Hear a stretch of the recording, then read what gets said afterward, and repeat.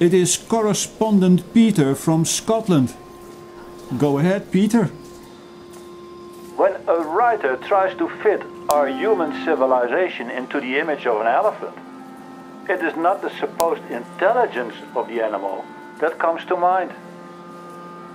It will be this massive, unstoppable creature that dominates the picture, more than once kicking and trampling its way through situations and using its mighty trunk to plunder the environment until there's nothing left to eat or drink. For about a century now, our modern civilization uses oil companies like elephant trunks, always busy to find new sources, plundering them until they are exhausted.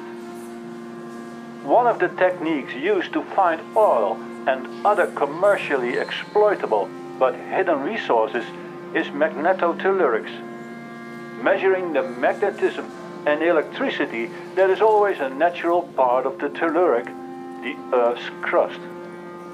You can even find hidden groundwater with it. In the early 1950s, Scottish geophysicist ROSEMARY Hutton was one of the European pioneers in developing the magnetotelluric technique, and her main interest at the time must have been purely scientific, trying to develop a reliable method to predict earthquakes, together with her Japanese, French and Russian co-pioneers, to save lives.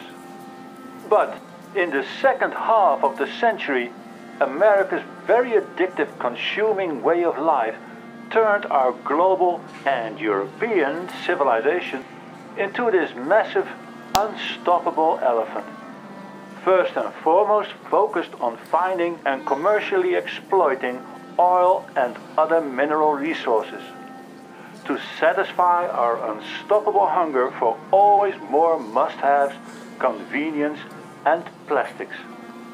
However, even today, the tragic scenes of the 2004 Boxing Day tsunami will teach us again and again that in the previous century the world, and Europe, should have honored the scientific world of ROSEMARY Hutton and her pioneering colleagues by investing much more money in the finding and globally implementing of a life-saving earthquake prediction system, instead of subserviently giving way to our massive, unstoppable hungry elephant with its American accent at the expense of so many tsunami victims. Are we going to treat today's earth-warming science in the same way?